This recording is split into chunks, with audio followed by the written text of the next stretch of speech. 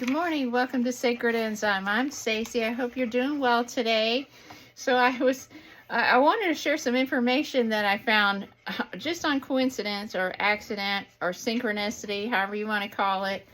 But what happened was yesterday I was doing some research on these Rh negative bloodlines because you know I'm onto this stuff about this Rh negative stuff.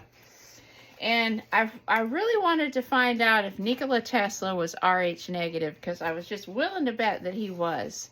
And so I went on the internet and I was searching and trying to find, if he was. And for some reason all of these things kept popping up about these declassified, sanitized copies of CIA documents. So I thought, well, that's weird. So I started looking at that and I found some really interesting stuff I'm going to do a video on and share with you because, what I've been talking about, these Rh negative bloodlines and how a lot of these kids that are abducted and they're put in these MK Ultra programs and they're part of this,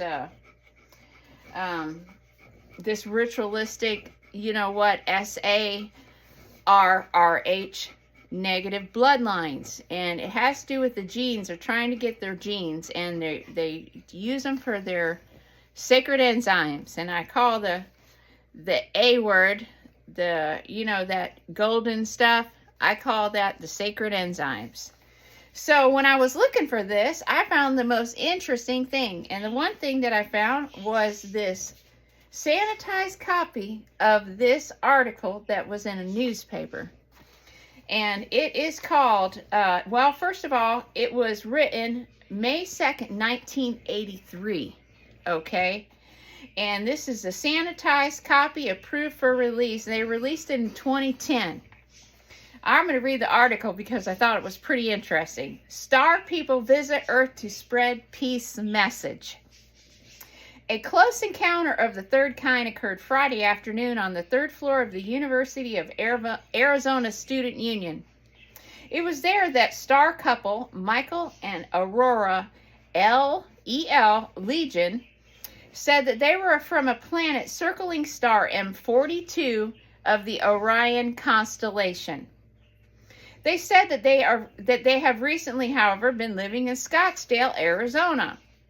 The L Legions say that they have an important mission on Earth. They need to tell all mankind that we're not alone in the universe, and they said that they must tell us because the governments of our world will not. See, all the governments, which are really controlled by the large industrialists, have been misleading mankind with rhetoric of war as a way to control the masses. This is similar to the tactic explained in the George Orwell's book, 1984. In fact, that book was more fact than fiction, Michael says. It was a blueprint for the governments to follow to control the world. On the top level, they are all in cahoots, Michael said. He says the United States and the Soviet Union are working so closely together that they've even built a space colony on Mars in the early 1960s. Yeah, hear that? Michael says he gets most of his information from people who know someone in the CIA or National Aeronautics and Space Administration. The entire moon mission was a farce, and technology is actually much more advanced than Earthlings are told, Michael said. The reason for the cover-up is because the governments want to keep the power that they have. He said the government doesn't want us to believe in star people. The government calls them aliens, but that term has a negative connotation. The L Legions prefer to call them space brothers and sisters or star people. Still, 300 million star people have come to Earth in the past 40 years. Incognito as human newborns, and are awaiting the day there will be open landings. The open landings could occur next year, they said. The reason the star people are here is to protect the Earth from a nuclear holocaust, Aurora said. Is it not interesting that her name is Aurora and we have Aurora Borealis, right? When they dropped the atomic bomb on Nagasaki and Hiroshima, this planet was in real danger, Aurora said. The star people then realized that the next generation would need a lot of help. The open landings, which will involve three separate steps, will occur just before the world is ready to blow itself up. The star people are going to neutralize all bombs, Michael said. Why the governments would blow each other up if they are in cahoots was never explained by the couple. Then, when asked why the star people do not land sooner, they said they do not want to be locked up by the military. They showed me a New York Times article that said NASA has a plan to quarantine any space visitor that may land. The policy is an extension of the agency's policy to quarantine astronauts after moon missions for fear of contracting any alien virus lethal to human life.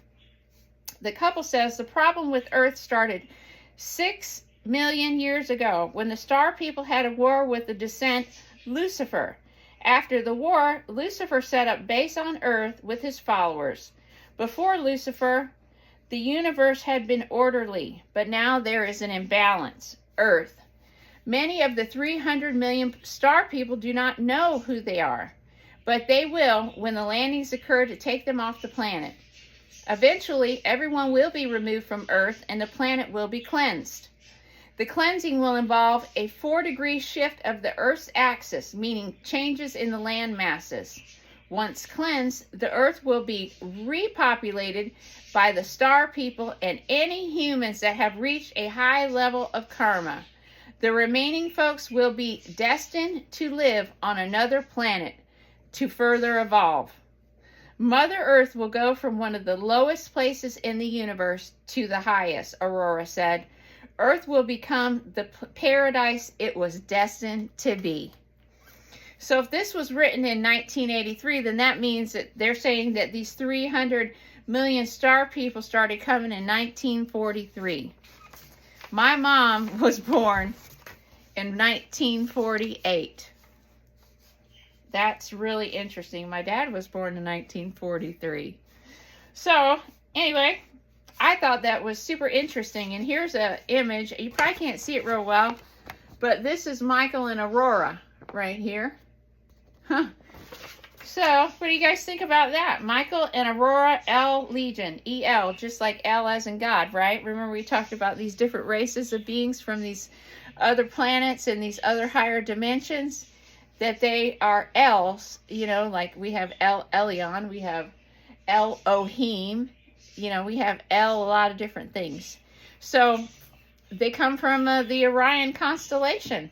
And these people, I don't know if they're still living in Scottsdale now, but you know, there is a Stargate that's in Arizona, the Painted Desert. So, you know, and there's one in Phoenix. So it's all about the Stargates, folks. And the other great thing is this morning I just talked to one of the teachers of the Melchizedek Cloister Emerald Order. And I am going to be joining his school.